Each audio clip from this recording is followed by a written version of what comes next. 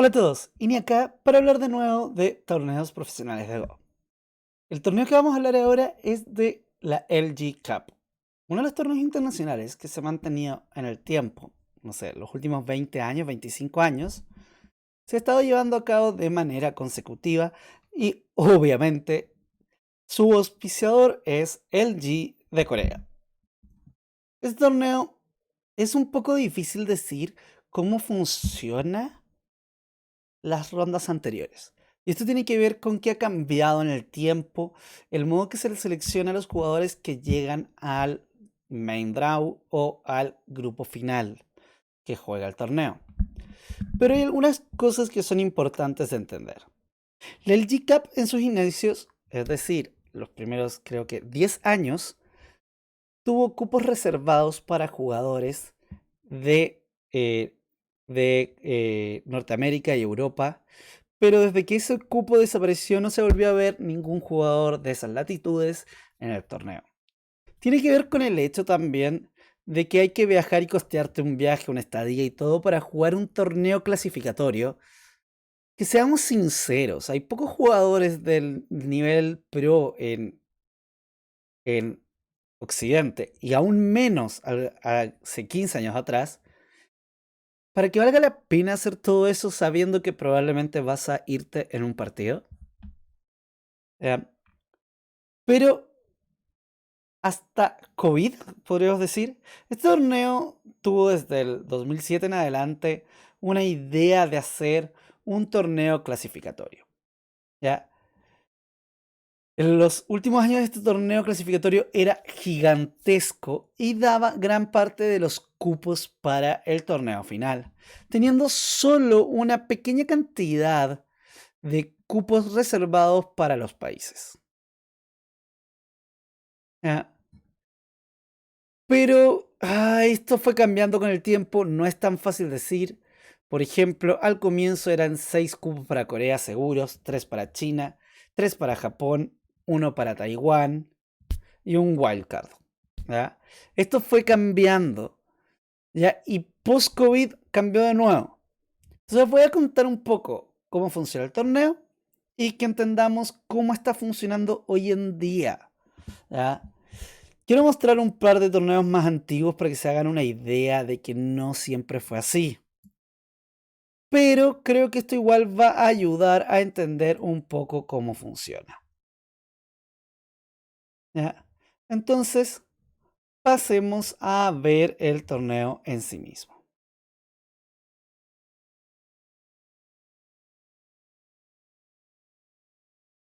Me perdí y no me encuentro.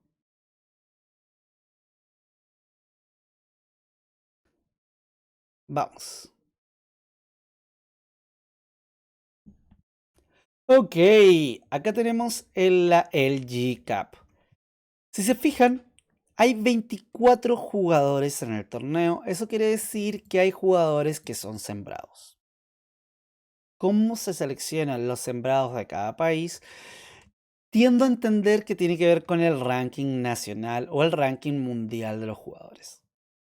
Al menos esa es la coincidencia que veo. ¿Ya? Ahora, quiero que hablemos un poco de 24 jugadores. Primero hay que entender cómo se reparten. Hay 22 cupos que este año se repartieron por país. El hecho de que hayamos tenido COVID destruyó esta gran clasificación que se hacía en Corea. Ya se fue, caput, ya no va.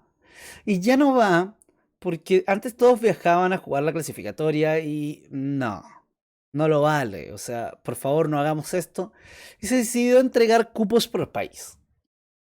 Obviamente, la mayoría de los cupos son para los jugadores coreanos, teniendo la mitad de los asientos asegurados, es decir, 12 puestos.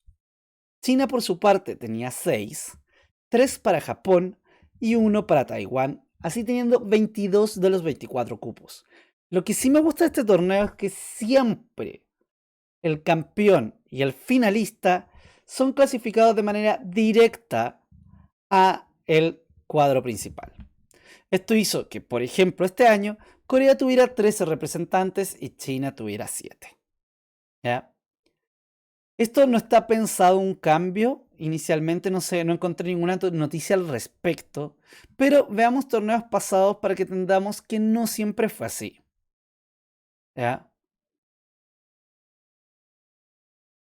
Entonces, por ejemplo, acá se mantiene lo mismo, pero si se fijan, el año pasado Japón tenía 5 representantes, no 3 como este. ¿Ya? Entonces va cambiando un poco cómo ha sido el torneo. Y esto es decisión del auspiciador, cómo lo va haciendo y cómo se va seleccionando esto. Por ejemplo, el año pasado, si se fijan, habían 3 jugadores sembrados para Japón, que ellos decidieron Murakawa, Ichiriki y Kyokagen, y hicieron un torneo para escoger los otros dos. ¿Ya? Pero el año 26, el modo de escoger para Japón tenían solo 2 sembrados y un torneo de 4 para escoger al último jugador que los iba a representar. ¿Ya? Ahora, el único japonés que logró ganar fue Chiriki Ryo, los demás cayeron en su primer partido. Pero quería mostrar que fue cambiando mucho cómo se decidió esto en el tiempo. Esto es aún más notorio cuando vamos a torneos de más del pasado. Por ejemplo, esta es la edición 22. Y acá era cuando se hacía esta gigantesca, pero gigantesca clasificatoria. ¿Ya? Ah, por cierto, creo que este es uno de los torneos internacionales que hubo un japonés en la final en los últimos 5 años. No son muchos, se cuentan con las manos. Y acá Yamayuta llegó a la final. Pero bueno, no lo escogí por eso, fue una coincidencia. Este torneo, si se fijan, hay acá un torneo de integración preliminar antes. ¿Ok? Este torneo gigantesco con muchísimos jugadores es el que decide quiénes pasaban al cuadro principal después de algunos jugadores que ya estaban sembrados en su mayoría. ¿Ya? Si estoy bien, el cupo siempre fue la mitad así y la mitad con invitación. ¿Ya? Entonces en este torneo gigantesco se clasificaban varios de los jugadores al evento principal. ¿Ya? Por ejemplo, para que nos hagamos una idea, Iyama, que llegó a la final ese año, si buscamos, no encontramos su nombre en la clasificatoria. Y es porque Japón tenía algunos de los cupos reservados. ¿Ya? Este torneo clasificatorio viene de antes. Viene desde la etapa 11 del torneo. Pese a que acá no lo podemos ver, había una clasificatoria antes de esta selección. ¿Ya? Lo otro que es importante, la final siempre ha sido al mejor de 3. ¿Ya? No es final de mejor de 5, es una final al mejor de 3 y los tiempos no son necesariamente rápidos.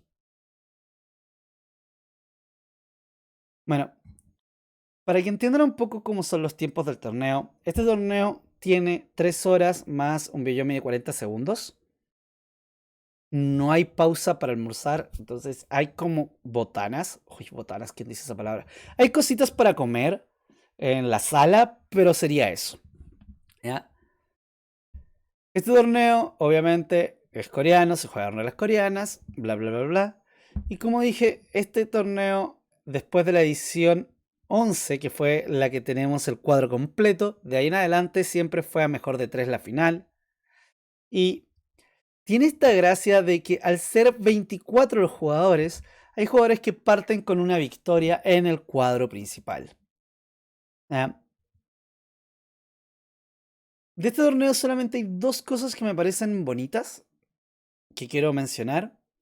Una es la idea que el campeón y el finalista estén siempre en el torneo del año siguiente. Esto puede hacer que si tu país tiene menos representatividad en el torneo, por ejemplo, Japón, que tiene solo 3 jugadores este año, si la final fuera japonesa, el próximo año tiene 4. ¿Ya? O sea, 5. Dije 4 porque no puede haber final japonesa este año, ya que solo uno sigue vivo. Pero si Cheriki Ryo llega a la final el próximo año, asegura un cupo adicional debido a que hubo un finalista de su nacionalidad. Bueno, esto sería sobre la LG Cup. No sé cuál es su opinión y me gustaría que me dejaran en los comentarios la opinión que tienen sobre esto de cupos reservados para Occidente. Personalmente creo que sin esos cupos Occidente no va a participar en torneos de Go profesionales, pero al mismo tiempo creo que es regalar una victoria en el cuadro principal. Suena súper duro, pero creo que todavía no estamos en las grandes ligas. Y eso es como al jugador que le haya tocado contra un occidental en primera ronda está saltando en un pie. De alegría. Así que cuéntenme su opinión sobre tener torneos con jugadores occidentales que tenemos el cupo asegurado. Y espero que sigan estos videos con más noticias o con más información de los torneos profesionales de Go. Nos estamos viendo. Chao, chao.